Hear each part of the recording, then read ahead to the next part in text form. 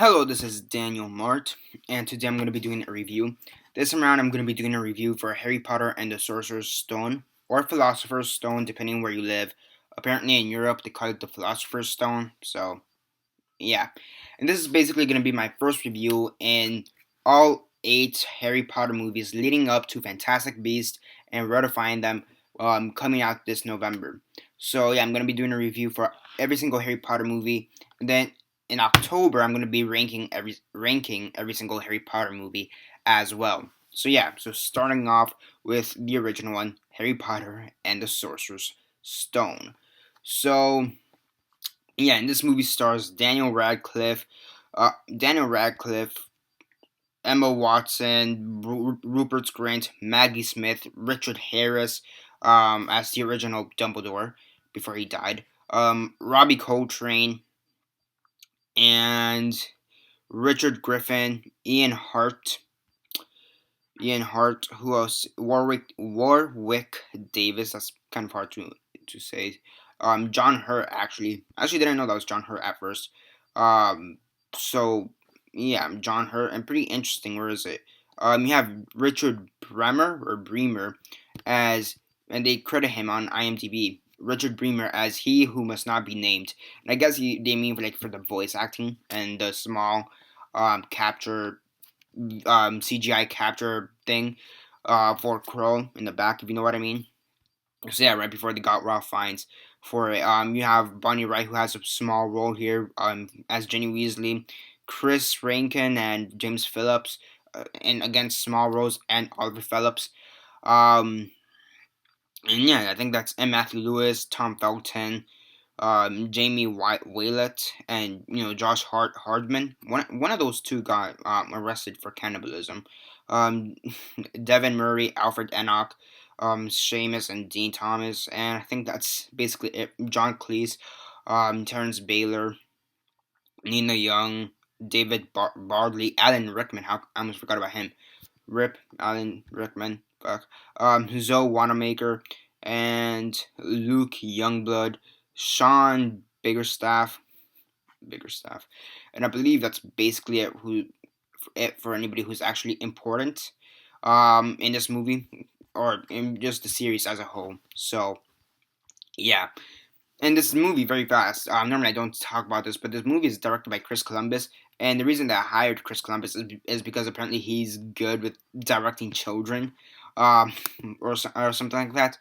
I guess it's true because I mean he directed the Home Alone movies, and I believe he did stuff for the Goonies, if I'm not mistaken. I'm not sure if he directed that one, but I know he did stuff for the Goonies. He did Mrs. Doubtfire as well, so there's that. So yeah. Okay, fair enough. So, yeah, let me just get on to this review. 10-second spoiler warning as usual for those of you guys actually watched the movie and haven't already. Stop the video, go check it out, and come back here and watch the rest of this review. 10-second spoiler warning as usual, starting now.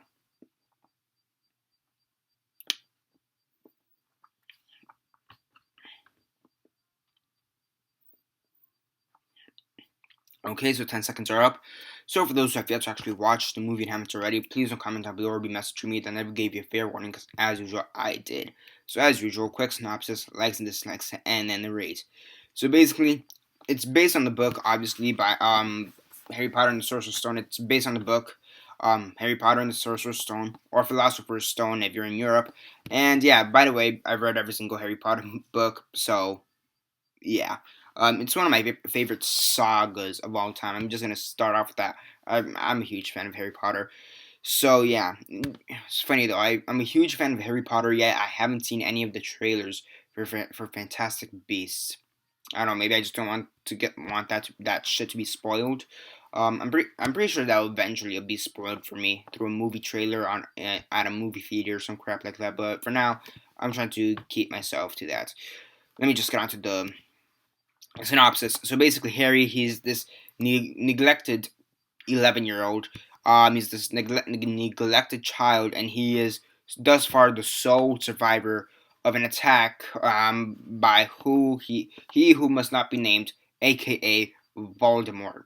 So yeah, so that explains why he has a scar right here, scar right there, Thunderbolt scar, and yeah, and Hagrid one day says, Harry, you're a wizard, and he goes to Hogwarts, gets his crap, gets an owl, Hedwig, and he gets his stuff from Diagon Alley. He goes through 9 3/4 train station and goes to Hogwarts, and you have adventures. They're trying to basically find, I guess, find is a proper word, find the Philosopher's Stone and make sure that stuff doesn't go awry. They want to protect. Like they're trying to. They find out about the Philosopher's Stone and that it actually exists. They figure out that one of the teachers, they believe it's Snape. They believe it's Snape because of his past. From what they already know that he's kind of dark, or he's into the dark world of the wizarding world. So they suspect Snape is trying to get the Philosopher's Stone to do something with it. And yeah, it turns out it's actually Professor Quirrell, who on the back of his head has "He Who Must Not Be Named," aka Voldemort. And yeah, the Philosopher's Stone. If Voldemort were together, he would come back to life, I guess, or actually have a full body. And yeah, basically, this whole movie is just his misadventures, I guess, or adventures. Him trying, becoming friends with Hermione and Ron, and even Neville and some of the other characters, so, Seamus, in the Quidditch team, the other Weasleys. Him just becoming friends. Him becoming enemies with Draco and Crabbe and Goyle. Him just exploring the wizarding world. And yeah, it's a fun movie. It's a great for the first movie in a series. It's not the best movie in the series. I'm gonna start off with that. It's not the best movie in the series, but as it being the first movie in the series, it was pretty good. And it does lead to some pretty good directions. And the special effects, for the most part, are pretty well done. I mean, there are a few special effects where I feel like they could have done better on them, especially like the troll scene, or the troll in the bathroom. I think that could have been um visually, visually speaking, special effects was speaking, I think that could have been handled better. And I do feel there are a few scenes that could have been handled better. Some of the Quidditch scenes, special effect wise, could have been done better, in my opinion. But for the most part, the effects here are great. And that, again, this is one of those type of movies that I wouldn't say it relies on the effects, but it does help if you have good effects. And there were a few times where I could tell the effects aren't that good, but I'm like, whatever, it's Harry Potter, so fuck it. So yeah, and also the acting, there are a few times that the acting could have been slightly improved in my opinion. Like, but again, fuck it. I do understand like this is the first time around, so yeah, just having the original Dumbledore there, because after this you have Michael Gambon, if I'm not mistaken, becoming Dumbledore, but here you have Richard Harris as Dumbledore, and he does the paper pretty well. He does the role pretty well. Alan Rickman, fuck, great as great, terrific as Snape. Definitely one of the best characters in the Harry Potter lore, and yeah, Daniel Radcliffe, pretty good at, in his first outing. Rupert Grint, I have no idea where that guy went. I know he bought an ice cream truck after that, but aside from that, I have no idea where he went.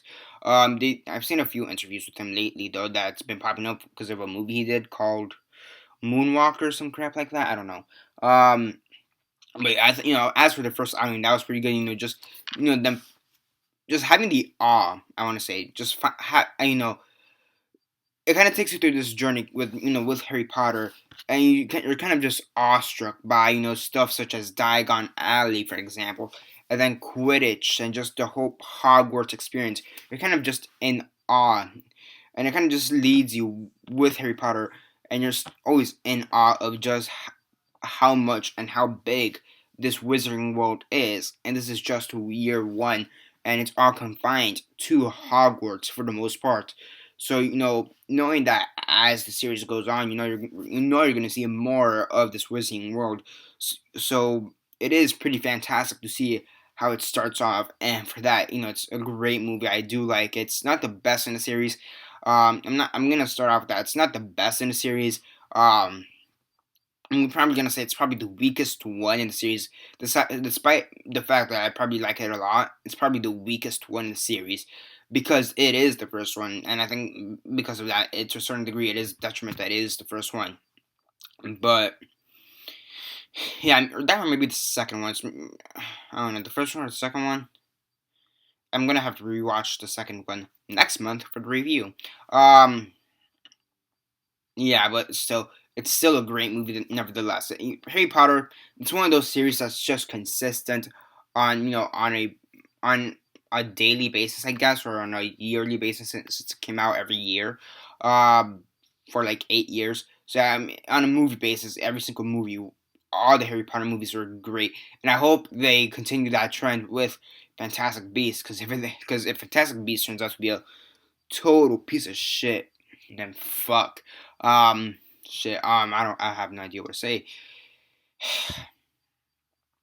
Overall, great, great movie. On a scale of 1 to 10, 1 being the worst, 10 being the best, and 6 being decent, I'll give this movie a 7.5 out of 10. It's a great movie. I really do enjoy it. And yeah, it's basically it for now. Subscribe if you're not already subscribed. I do movie reviews, TV show reviews, and comic book reviews.